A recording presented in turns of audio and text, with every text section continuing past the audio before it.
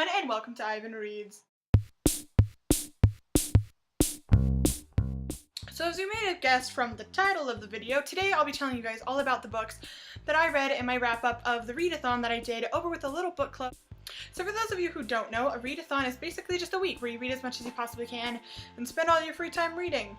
So that's what I did. And at the beginning of the week, I set a 3-book goal for myself. I only picked out a few books because I thought, hey, that's pretty good for a week. It's more than I normally read.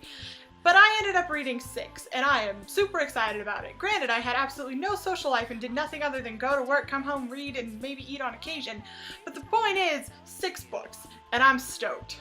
So these are the 6 books that I managed to read during the readathon, and overall, I enjoyed them. Like, they were some good books. There was one that was a little iffy, but for the most part, I adored all the books that I read.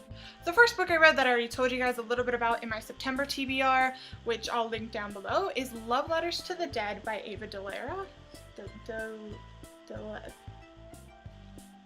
don't know how to say it. Sorry, I tried. Love Letters to the Dead. It was really, really good. Like I said, if you want to hear like my little summary of it and what I really thought, just go check out that other video. Give it a 4 out of 5 stars on Goodreads. I really, really liked it. The next book I read was Peregrine's Home for Peculiar Children by Ransom Riggs, and it was really good. I've heard amazing things about this book. Jessie the reader is always raving about it, and Ransom Riggs in general, and I totally see why. This book was so well written and super creepy and so unique. I don't think I've ever read another story like it. It's absolutely amazing. I already went out and got Hollow City, which I will be starting soon. Definitely soon. But it was really good. I gave it a 4 out of 5 stars on Goodreads. The photographs in this were definitely my favorite part. They're so beautiful and creepy and just add so much to the story. I was like, oh, pictures, cool, like whatever. But they worked so well, and the way that he used them was brilliant. It was creepy, which I really liked. But you should all go check it out. Again, summaries for all of these books, well, all of these books except for one, will be like more detailed in my last video. So if you want to figure out more, just... The next book I read in the readathon was hands down my favorite, and is probably now one of my favorite books of all time. It is at least in the top 5 or 10, and that was Cinder by Marissa Meyer. I stinking loved everything about this book. I can't find anything to complain about. It was that good. It's based off of Cinderella, but even though it is based on the fairy tale and you can kind of feel the fairy tale throughout it and they're like similar characters, it still manages to be its own unique story, and it feels so fresh and so new. And I love this one more than the original, and I love me some fairy tales. Like I said in my last video, it follows a 16-year-old girl named Cinder, who is not only the best mechanic in New Beijing, but also a cyborg. And in this society, cyborgs are seen as less than human. And so it follows her journey, and there's a plague involved, and Prince Kai is a dreamboat, and just everything was flawless. It was amazing. 5 out of 5 stars. I can't wait to run out and buy the next 2 books in the series. Like, I'm counting down the days to payday because it was so good. So good. Next book I read, I did as a buddy read with a friend over on Goodreads, and I'll link his channel down below, and that was Fangirl by Rainbow Rowell.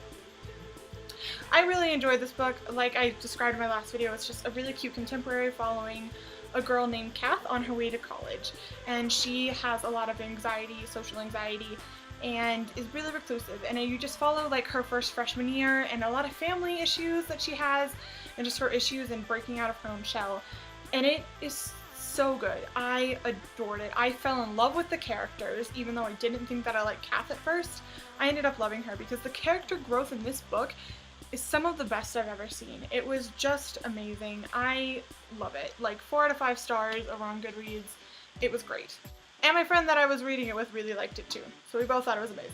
The next book I also did as part of a buddy read with a different friend over on Goodreads. I'll link her channel down below. And that was Legend by Marie Lu. So this is the book that was only kind of okay that I read. I gave it a 3 out of 5 stars. She gave it, I think, a 2 out of 5 stars. It's a dystopian novel that follows a couple different characters and dual points of view. One of them is Day, who is kind of like your stereotypical dystopian rebel. And then you have June, who's from like a completely different world. She was raised to love the Republic. Her brother is a captain in the Guard, and her father was a scientist for them, and so she's being trained to do that as well. This book also has a plague in it. I didn't like the first half of this book. I kind of had to make myself keep going. I was like, oh, this is so slow. I don't even know why this is this slow. Stop.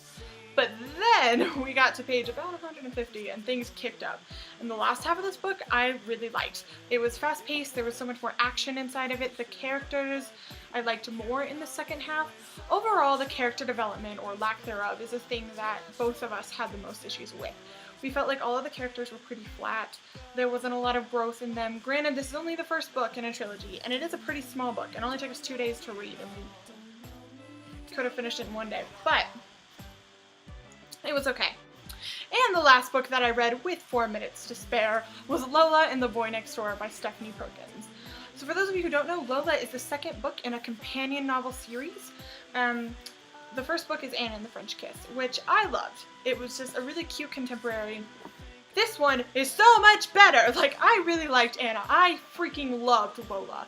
Lola as a character was absolutely amazing. She's spunky and weird and unique and so brave and like loves to express herself and wants to be a costume designer, and so she takes that into her own fashion choices, wears crazy things, does crazy things. I adore her. And it follows her life, and it follows her around San Francisco. At the beginning of the book, she's dating a guy named Max.